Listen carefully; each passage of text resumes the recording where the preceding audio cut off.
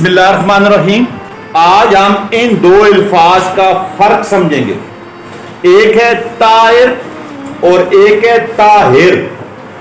آپ جو اوپر والا طاہر ہے اس کو کیسے پڑھیں گے؟ طاہر. اور اس کا مطلب کیا ہوگا؟ پرندہ. اور اس کی جمع کیا ہے؟ طیور. دوسرا لفظ ہے طاہر. اس طاہر کا مطلب کیا ہے؟ پاک صاف. اور اس کی جمع کیا ہے؟ طائرین اور طائروں. اب اس میں ایک اور ضمنی لفظ آیا ہے طیارہ، اڑنے والا جہاز. اور اس طیارے کی جمع کیا ہوگی؟ طیاروں.